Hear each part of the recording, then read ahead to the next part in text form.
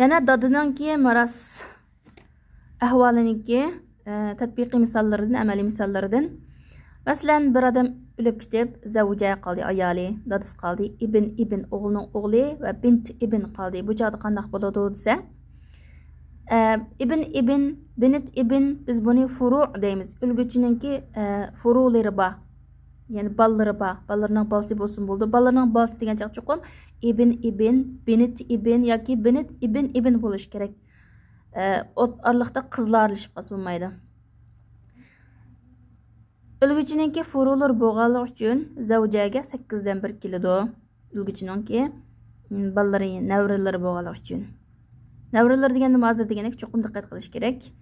Ibn, binit yoki ibn yoki binit ibn, ya'ni o'g'il taraf ballasi ya, qiz tarafniki qizining ballasi bo'lish bo'lmasligi hech qanday ta'sir ko'rsatmaydi.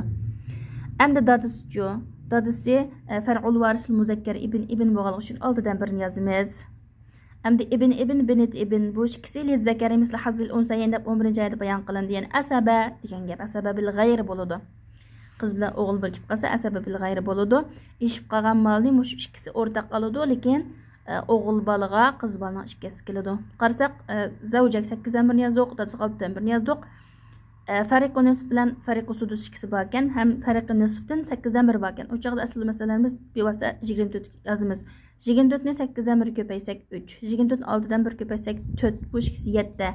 Ishib qolgan 17. 17 ni o'g'il qiz ikkisi zakari misli hazil unsayn bo'lib oladi. Endi 17 ni qanday bo'lamiz desa, ibnni biz ikki qiz bola deb o'ylab tursak bo'ladi. Ikki odam, binit ibn bir odam deb. 3 buni nima qilish uchun 17 butun bo'linmagan ekan 3 ga 24 ni 3 ga bo'lib ko'paytib 24 ni 3 ga ko'paytimiz. U joqdan buni 3 ga ko'paytish to'g'ri keladi. 24 ni 3 ga ko'paytgan ekan. 24 ni 3 ga ko'paytimiz, 3 ni 3 ga ko'paytimiz, 4 ni 3 ga ko'paytimiz, 17 ni 3 ga ko'paytsak, o chaqda binit ibnga 17, ibnga 34 bo'ldi. Buni hisoblashda oldimiz o'g'ilimiz hozir qilmaslar. Dadasining 3 xil holatda miras elishniki tatbiqiy misollari. Ya'ni furu' degan vaqtimizda ulguchininki furu'lari bor, far'ul varisil muzakkar, far'ul varisil muannas desa cho'qim, far'ul varisil muzakkar degan vaqtida ibn yoki ibn far'ul varisil muannas desak binit yoki binit ibn mushunda bo'ldi. Binit bo'lsa u hech qanday ta'sir ko'rsatmaydi. Anoniki yana bir misol. Bir odam o'lib ketib, zavja ayol qoldi, dadis qoldi, ikki qiz qoldi. Ikki qiz qoldi, qanday bo'ldi desa, zavja o'lguchininki far'i bo'lganligi uchun 8 dan 1 bolasi bo'lganligi uchun dadasi uchun qiz bo'lganligi uchun 6 dan 1 qo'shimiz asaba bo'ldi. Endi binit 2 ekan. Agar ular 2 dan ortiq bo'lib qolsa deganda 11-oyatda 3 ta 2 keladi degan.